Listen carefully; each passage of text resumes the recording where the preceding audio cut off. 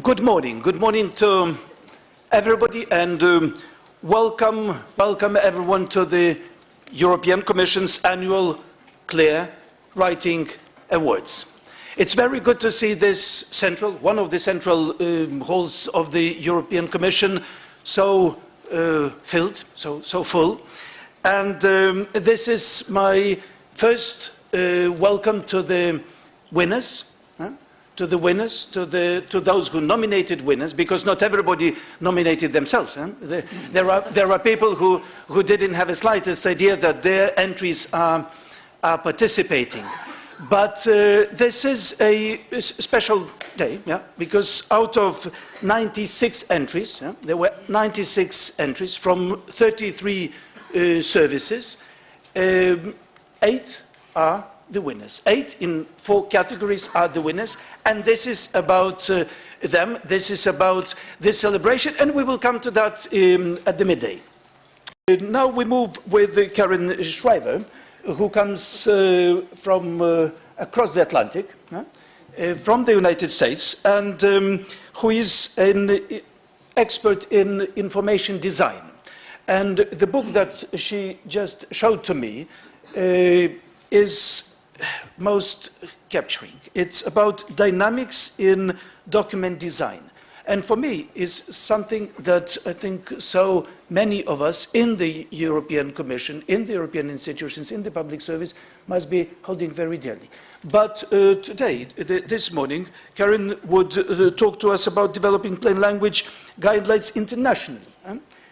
Karen, you have the floor. We are to listen, and then we have, hope we'll have some 20 minutes or 15 minutes to have a discussion. Go ahead.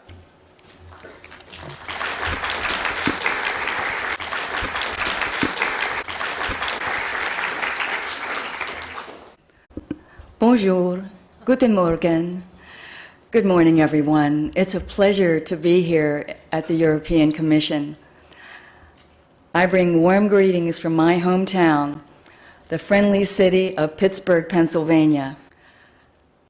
This morning, I'll discuss how we might develop evidence-based guidelines that could be used by the international community. I've organized my talk into 3 parts. First, I'll talk about why evidence-based guidelines. Why do we need them?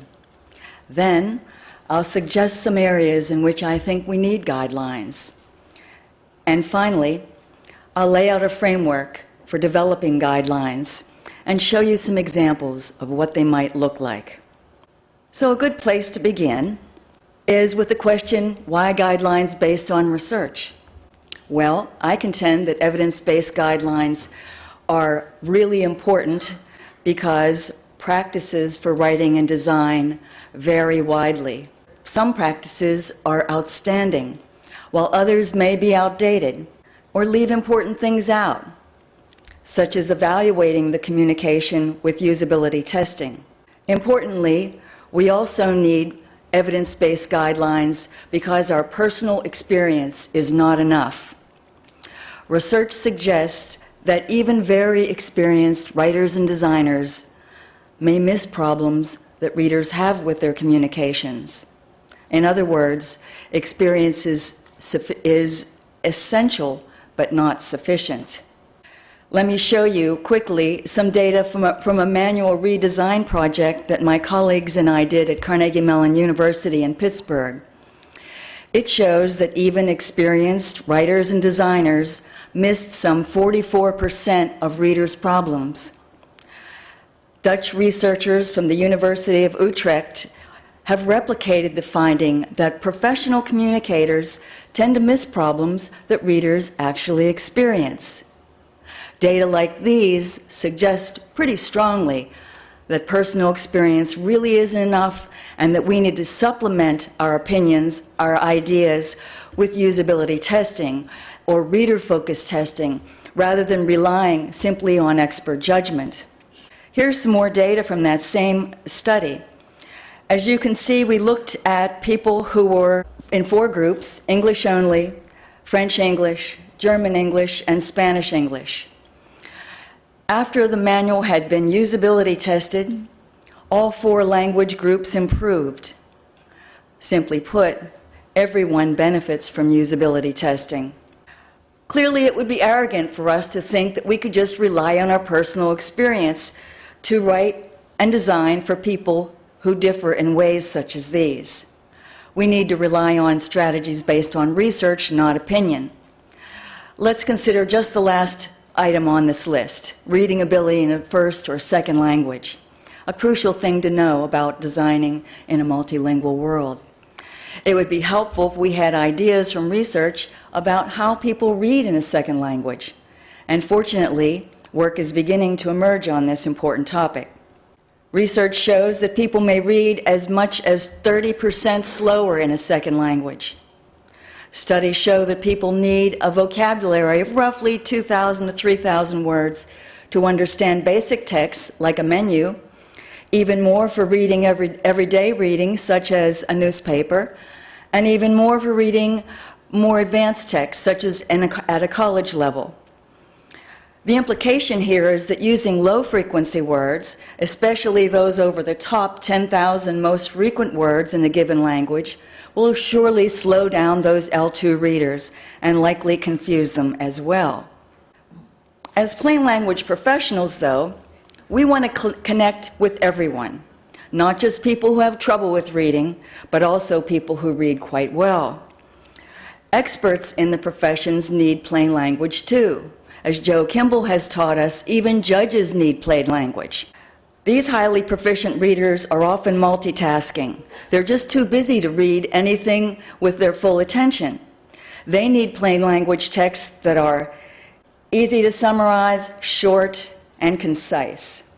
So we can see that these two ends of the audience continuum, kind of people who have trouble with reading on one end and people who are highly proficient on the other end, put into focus how important it is for us to define plain language in ways that actually covers the spectrum of people for whom we write and design. Here I propose a modified version of a definition put forth by the International Plain Language Working Group.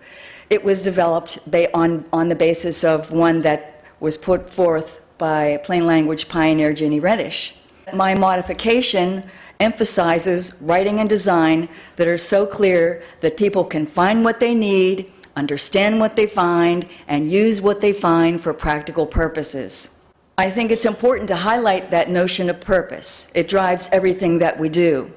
And here are some of the practical purposes for plain language communications. They involve many types of readers, from those with high topic knowledge to low topic knowledge, from professional experts in the field to those who are new to the field, from readers in Portugal to Greece to Estonia. Put differently, plain language benefits everyone, from young people to second language learners. To better understand how to communicate to these diverse readers around the world, we need to draw on relevant research from an interdisciplinary perspective. As this image shows, we need to draw on studies that range from cross-cultural communication to cognitive psychology. Synthesizing this work will contribute to our knowledge about what makes writing and design plain. Some of this synthesis has been going on in the Netherlands, particularly in the area of health communication.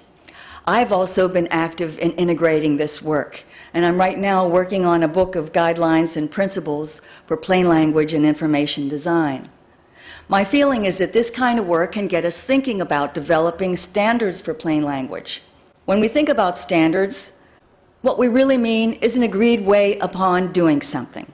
It could be about making a product, managing a process, or delivering a service. Standards draw on the wisdom of experts in our field. I think that distilling the best practices and empirical research could really help us move the field forward and could help us develop standards for plain language. But to do so, we need a strategy. We need a strategy for thinking about managing processes and products. I propose a two-part framework for developing international guidelines. The first part should provide advice about plain language processes. And here we need heuristics and models, visualizations, ethnographies, interviews. And the second part should give us advice about what makes communications plain. We want to know about those products. The principles and guidelines that we might derive from this kind of work come in two kinds, universal and conditional. I'll say more about that in a minute. Let's consider these two aspects of the framework. First, plain language processes. We need rich accounts of writers, designers, and teams working together. We need better information on what makes great teams do what they do that makes their work so good. This means looking for exemplary case studies of the process so that we can figure out what it is that highly skilled writers and designers do all the time. While there's not time to detail these processes, I do want to identify them. They include the following: planning,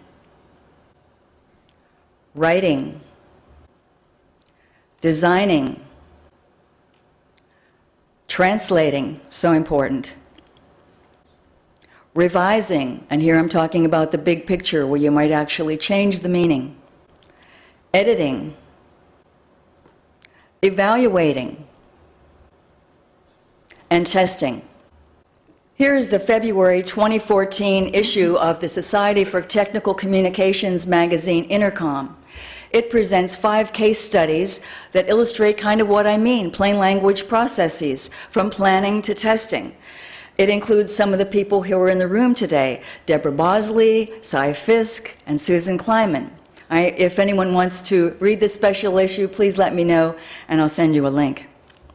Here's an example of a decision-making tool, or heuristic, that I developed from an analysis of the literature on information design. Notice how the flow goes, it's procedural, left to right, but underneath each of the columns, we find explicit advice about what to think about as you're going through, trying to design your document, from grouping to organizing to signaling it. Each of these items below the particular processes have been found by research and by best practices to be really crucial as we move through such activity. And so these are the two kinds of things in general what I mean when we think about trying to get a hold of what's going on with good plain language processes. So let's move now to plain language products, the second area. Here we're looking for useful ideas about what works. Where do we need the advice? Well, most of us would agree that we could use better advice about writing and design. And these are some of the key areas where evidence-based principles and guidelines would be most helpful. From the micro level, at the word level, to the whole text level, from typography to whole text graphic features. If we had such data, it would be very useful to push us in the area of developing principles. Principles are working theories, comprehensive sets of assumptions about how, for example, people engage with online content. By nature, a principle is more of a statement about how something works rather than what to do. We could use evidence-based principles as we draft and design. By contrast, a guideline suggests a way of thinking, a way of proceeding, a way of taking action.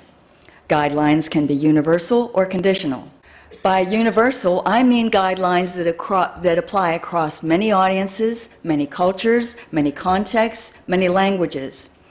Universal guidelines are driven by what people have in common. By conditional, I mean guidelines that apply to particular contexts, cultures, audiences, and languages. Conditional guidelines are inspired by the rich diversity across peoples. They give us advice about appropriate action in unique situations and contexts. Let's take a look at how we might move from research to developing these universal and conditional principles and guidelines. Here's an illustrative research finding. Word frequency, word length, and word difficulty turn out to be correlated in a positive kind of way. This means that short words are usually high-frequency words. They're usually easy-to-pronounce words. This original study was done in English, but it turns out that people have replicated it across many languages, and not just the ones I point out here. This kind of finding suggests a universal principle. The longer the word, the less frequent it is, the harder it is to pronounce, the more likely it is to slow people down and give them difficulty. Notice it's just kind of a characterization of what someone might experience. It also says that that from this data we might generate a universal guideline. To make texts easy to understand for most people, favor short words, high-frequency words, and simple words over low-frequency words. Long words, multisyllabic words. She says, as she says, a multisyllabic word. Let's look at another illustrative research finding. The concreteness of words matters. Concrete words evoke more visual imagery than abstract words. Here are two versions of something about plain language. Read them to yourself for a second, and you'll see what I mean. So from this kind of research, we can see that abstractions tend to make communications vague and boring. So if we want to make people understand what we're saying, we need to make that text vivid. We need to use concrete language. Let's look at another study that can inform plain language. Here's a portion of study materials that were designed to test how many premises people can remember or manage. I shouldn't say remember, but how many premises people can manage in order to draw a conclusion. Each line represents one premise. We can imagine some strong parallels with this task and that of figuring out complex conditionals that are found in a lot of legal writing. You know, those if-then contingencies we love to hate. The question in this study was how many premises can people deal with? You can see the top goes 2 to 3 premises, 4 premises to 5 premises. Well, the answer is a little scary. It depends on how old you are. If you're in your 20s, you're good for up to about 4 premises, and you can get about 80% correct. If you're in your 40s to 60s, however, you're good for about 2 premises until you plunge to the 60 to 75% correct range. And you'll see that those of us over 60 have fallen off the graph. For some of us in this room over 40, we may feel that even asking us to deal with 2 premises requires a strong cup of coffee as the day wears on. We can draw from this work a set of conditional guidelines based on age. As you can see, we need to limit the number of complex inferences we require of readers. Certainly, conditionals should not pile up sentence after sentence, no matter what age we're writing for. Let's look at one last research finding. Here's a finding about the linguistic predisposition of professional groups. Research shows that professional groups often have their own linguistic subculture. They prefer to use words, terms, phrases, acronyms that are part of that culture. It shows that you're part of the club. It shows that you belong. We all want to use it because we want to belong.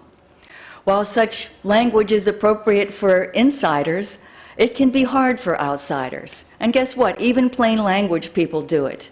For example, the other night I heard someone talking with our guest speaker, Steven Pinker, and this person was suggesting how the Plain Writing Act came about in the US. And then she said, and we're going to do regs next. And he leaned forward. What? And she said, we're going to do regs next. And he said, excuse me? He didn't know that regs meant regulations. He had no clue. And even if he had heard the word regulations, he may not have tumbled to the idea that it meant legal regulations. So while these choices are appropriate for insiders, we really have to stop putting them out on paper and online. A guideline that derives from this observation: if you're a member of a group with its own linguistic subculture and are writing to the general public, avoid using words and phrases that are particular to your group. Keep in mind that those insider words are likely to be incomprehensible to most people. Now, this isn't news to us. We all know this. But now we have some cultural and sociological evidence for why people do it. The thing we're going to get from the research often is the why behind what happens when people read and engage with texts. So in summary, I hope that you'll agree that evidence-based guidelines will help us to broaden our perspective from a focus on products and a lot of talk about editing, to a focus that includes the whole plain language process and that allows us to think about the processes that enable excellent products. If we were able to do this, we could disseminate standards for excellence internationally. We could set criteria for what plain language texts are and what they should look like, what they should be designed like. And finally, it would position us to enhance the communications that people around the world rely on every day. Thank you.